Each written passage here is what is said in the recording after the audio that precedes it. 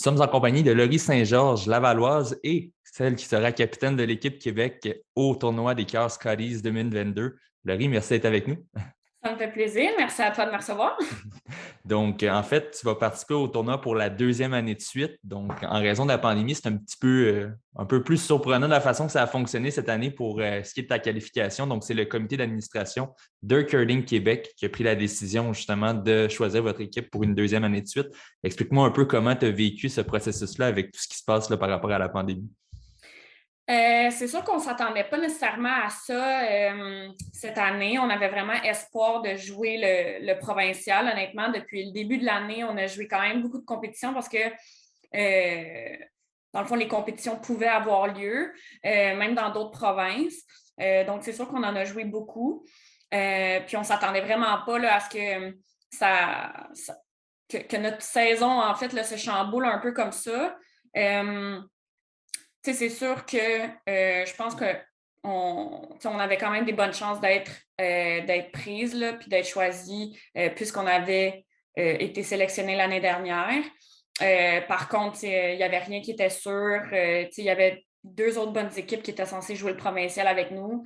C'est sûr que c'est décevant de ne pas le jouer, mais je pense qu'on voit ça un peu aussi du bon côté, là, qu'on a la chance de pouvoir encore une fois représenter la province au tournoi des cœurs. Puis je pense que c'est là-dessus qu'on veut vraiment mettre le focus là, de passer une belle expérience là-bas. Fait qu'on on est contente quand même. Là. C'est sûr que c'est décevant, mais ça nous fait une fleur, là, fait qu'on le prend quand même. Mhm.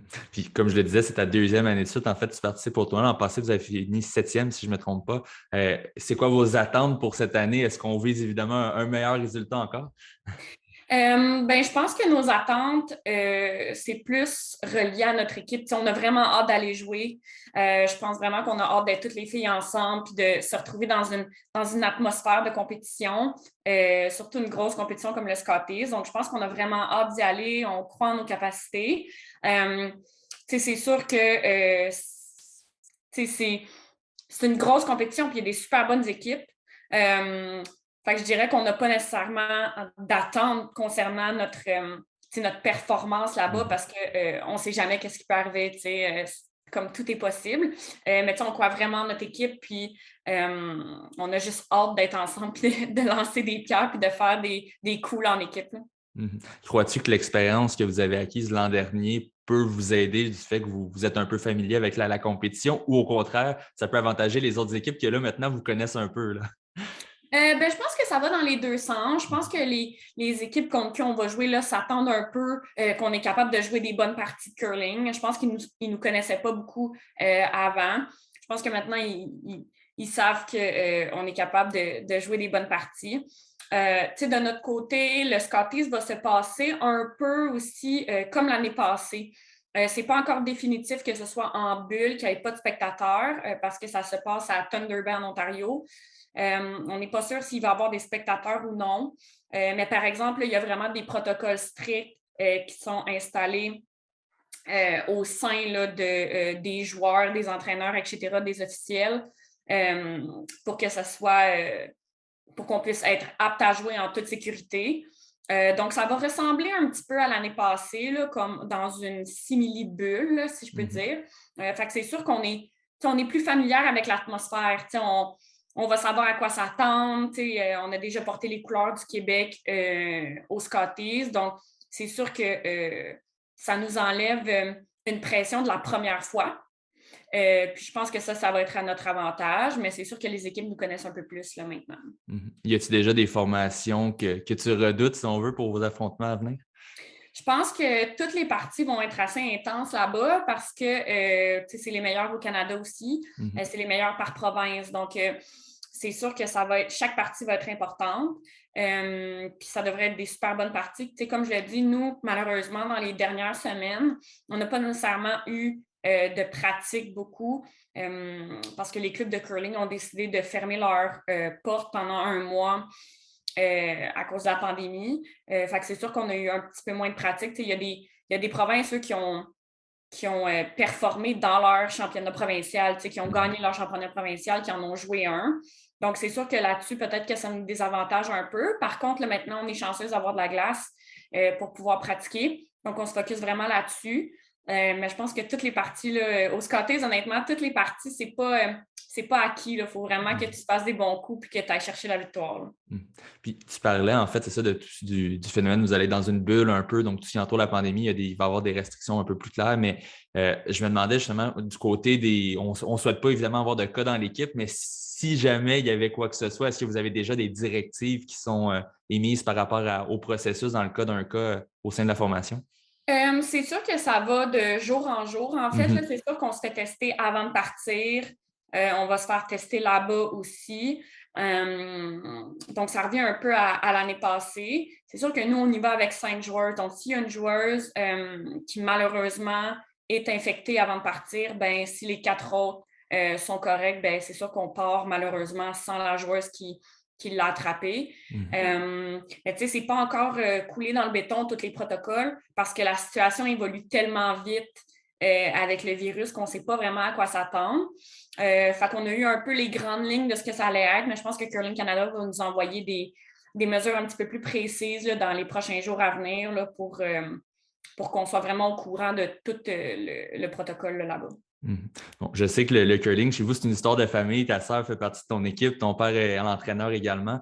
On sent aussi que vous êtes une équipe quand même assez serrée.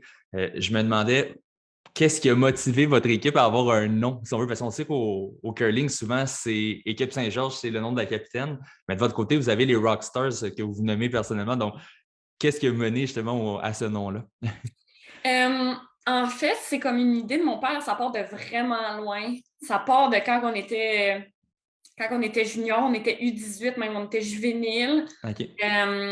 Puis on s'était comme donné des noms, là, tu sais, comme moi, mon nom, mon père, il m'appelait Smiley, fait que ça, c'était mon nom. Puis on s'était dit comme quoi qu'on était les rockstars, tu sais, on disait les rocks à cause des pierres de curling, là, tu sais, c'était comme un jeu de mots, tu sais, une blague de papa, là, bien placée.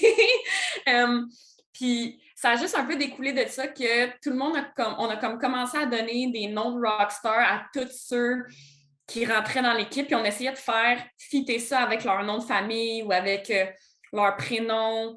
Fait que tu sais, c'était vraiment juste comme on fait partie d'une famille. Tu sais, c'est pas juste, on n'est pas juste une équipe, tu sais, qu'il y a mon nom dessus. Tu sais, moi, je trouvais que quand j'étais plus jeune, ça m'enlevait aussi beaucoup de pression, tu sais, d'avoir ton nom écrit tout le temps. On a battu Saint-Georges, on a battu Saint-Georges, on va jouer contre Saint-Georges.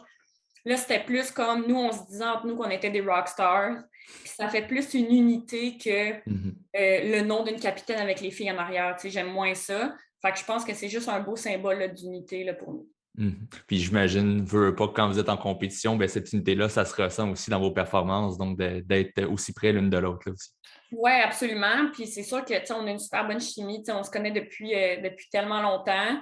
Puis ça fait longtemps qu'on joue ensemble. Donc, c'est sûr que on sait comment l'autre agit, on sait comment parler à chacune d'entre nous. C'est vraiment, on est comme une petite famille. Puis c'est ça que j'aime aussi beaucoup du curling, c'est que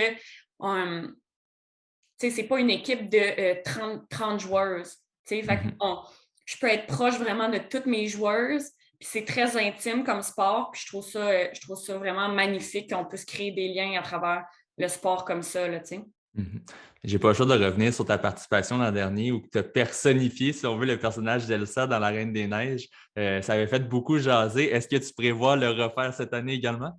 Prise 2? Honnêtement, mais les gens sous-estiment un peu à quel point c'est dur pour les cheveux avoir les cheveux de cette couleur-là.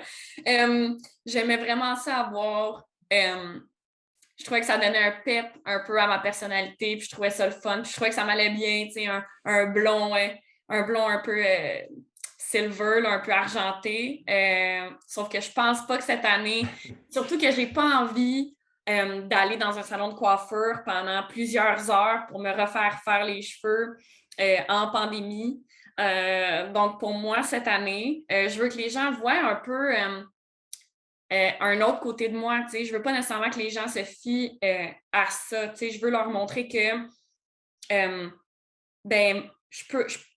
suis pas nécessairement une reine des neiges ou quoi que ce soit. Je suis moi-même, puis ça, c'est moi. Fait que c'est plus dans cette optique-là que j'y vais. Puis si je peux passer un peu undercover, là, si je peux me permettre, là, ben, c'est correct aussi. Puis, tu sais, je suis là aussi pour avoir du plaisir avec mes filles. Je suis pas nécessairement là pour show off ou quoi que ce soit. Là. Fait que j'ai juste hâte d'y aller. Puis, mais les gens me reconnaissaient pas. Là, tu sais, ça a vraiment été un changement drastique. Les premiers tournois que je suis allée avec mes cheveux bruns, les gens se demandaient, ils venaient me voir, puis ils étaient comme, mais ça, je te connais, tu me dis quelque chose, mais comme, je suis pas certaine. Puis là, j'ai dit, ben, mon nom, c'est Laurie, enchantée. Puis là, les gens allumaient, disaient, mon Dieu, je t'avais pas reconnu, tu sais, parce que c'est tellement un changement drastique. Mais ça reste que je suis capable de faire des bons coups malgré que j'ai pas mis de cheveux argent. Donc, c'est ça, ils vont apprendre à connaître une autre personnalité de toi, en fait. Ouais, c'est ça, exact. Je veux pas nécessairement que les gens se basent là-dessus. C'est pas vrai que je suis une princesse dans la vie, dans le sens que je travaille pour ce que je veux. Puis, je pense que c'était juste drôle que ça allait être tourné alentour de ça parce qu'évidemment, bon, c'est vrai qu'il y avait comme une ressemblance. Là, je ressemble peut-être plus à sa sœur, Anna. On sait pas, mais en tout cas, fait que non, mais j'aime ça. C'est un changement capillaire. Mais écoute, Laurie, en fait, merci pour le temps que tu nous as accordé. Puis évidemment, on va te suivre en fait tout au long de la compétition puis te souhaiter le meilleur résultat possible en fait avec ton équipe au tournoi des Cœurs Scotties. Merci beaucoup, c'est gentil. Merci.